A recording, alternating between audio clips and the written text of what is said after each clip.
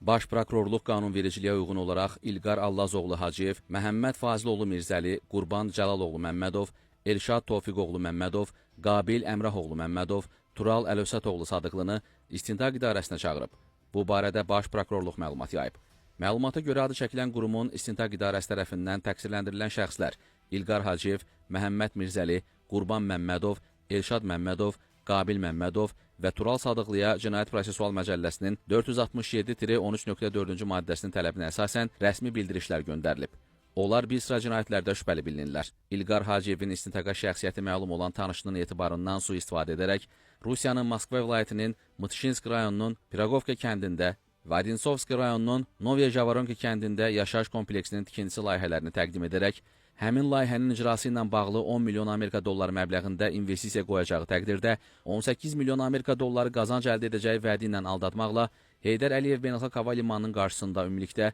10 milyon Amerika dolları məbləğində pul vəsaitlərini alıb, zərər çəkmiş şəxsin külli miqdarda əmlakını dələduzluq yolu ilə ələ keçirməsinə əsaslı şübhələr müəyyən olunub. Məhəmməd Mirzəlinin təqsirləndirilən şəxs qismində istintaqa cəlb olunması barədə qərara əsasən isə onun 2018-ci ilin əvvəllərində Azərbaycanda hakimiyyətin zorla ələ keçirilməsinə yönələn habelə hakimiyyət nümayəndələrinin qanuni tələblərinə fəal şəkildə tabe olmamaqla və zorakılıqla müşahidə olunan kütləvi ixşaşlar etməyə qəsdən açıq çağırışlar etməsinə əsaslı şübhələr müəyyən edilib. Baş Prokurorluğun məlumatında həmçinin bildirilir ki, Qabil Məmmədovun 19 aprel 2019-cu il, 8 iyun 2019-cu il, 15 iyun 2019-cu il və 7 avqust 2019-cu il tarixlərində qabaqcadan əlbir olan bir qrup şəxs halında internet informasiya resurslarında Azərbaycanda hakimiyyətin zorla ələ keçirilməsinə yönələn habelə hakimiyyət nümayəndələrinin qanuni tələblərinə fəal şəkildə tabe olmamaqla və zorakılıqla müşahidə olunan kütləvi ixşaşlar etməyə qəsdən açıq çağırışlar etməsinə, həmçinin 26 mart 2019-cu il, 29 iyun 2019-cu il, 18 oktyabr 2019-cu il, 27 oktyabr 2019-cu il tarixlərində internet informasiya resurslarında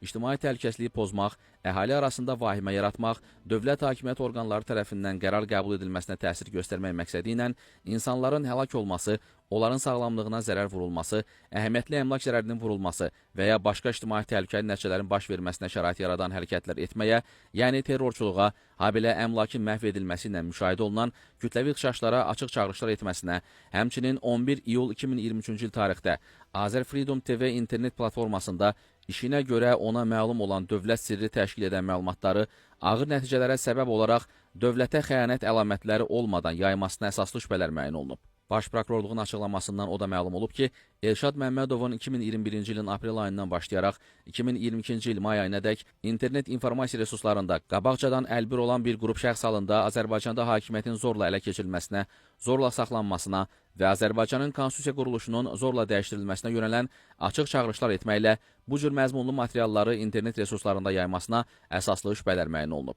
Təqsirləndirilən digər şəxs Tural Sadıqlının 2016-cı ildə Almaniyada yaşayan Azərbaycan vətəndaşına oturum izni ala biləcəyini vəd etməklə etibarını qazanıb aldadaraq 1260 manat məbləğində əmlakını ələ keçirməsinə və vətəndaşlıq almaq məqsədi ilə şəxslərin Azərbaycan ərazisində fəaliyyət göstərən siyasi partiyaların üzvləri kimi siyasi baxış və mövqelərinə görə təqib və təzyiqlərə məruz qalmaları, kütləvi aksiyalarda iştirak edib polis əməkdaşlarına müqavimət göstərdiklərinə görə məhkəmələr tərəfindən inzibati həbs olunmaları, barələrində cinayət işi başlanmaqla hüquq mühafizə orqanlarına çağırılmaları kimi məzmununa bilə-bilə həqiqətə uyğun olmayan yalan məlumatlar daxil edilib, dövlət təşkilatlarının müvafiq imza, blank, çap və əlyazma mətnləri birbaşa icra olunmayaraq, rəqəmsal qurğu vasitəsilə surəti çıxarılmaqla, elektrofotoqrafik çap üsulu vasitəsilə çap qurğusunda icra edilən hüquq verən rəsmi sənədlərin qanunsuz hazırlanmasına, bundan başqa 19 aprel 2019-cu il, 8 iyun 2019-cu il, 15 iyun 2019-cu il və 7 avqust 2019-cu il tarixlərdə internet informasiya resurslarında Azərbaycanda hakimiyyətin zorla ələ keçirilməsinə yönələn habelə hakimiyyət nümayəndələrinin qanuni tələblərinə fəal şəkildə tabe olmamaqla və zorakılıqla müşahidə olunan kütləvi ixşaşlar etməyə qəsdən açıq çağırışlar etməsinə əsaslı şübhələr müəyyən edilib.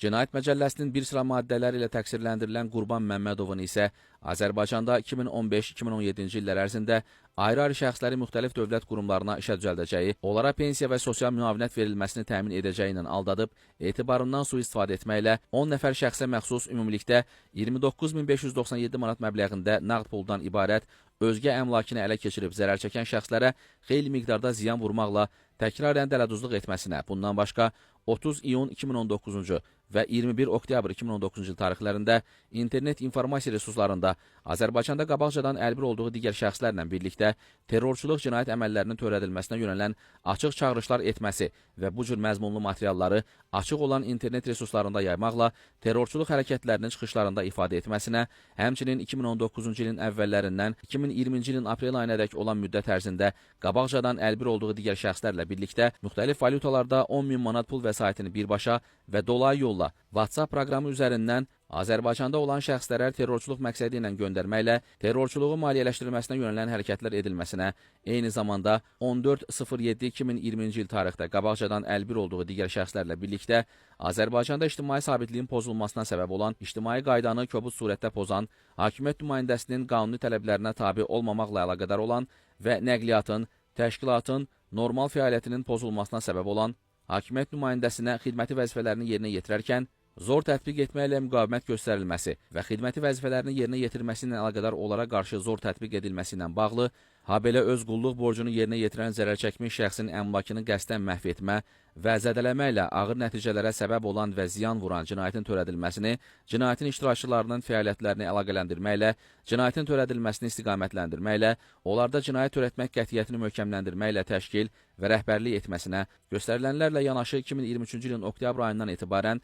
davamlı surətdə qabaqcadan əlbir olduğu digər şəxslərlə birlikdə özgənin xeyli miqdarda əmlakını əldə etmək məqsədi ilə internet informasiya resurslarında Azərbaycanda yaşayan şəxsin şərəf və ləyaqətini alçaldacağı hədəsi ilə 28.500 manat məbləğində pulu hədə-qorxu ilə tələb etməsi və 24.02.2014-cü və 27.02.2024-cü il tarixlərində şəxsin barəsində rüsvayedici məlumatların internet informasiya resurslarında qeyri-məhdud sayda internet istifadəçiləri arasında paylaşmasına əsaslı şübhələr müəyyən olunub.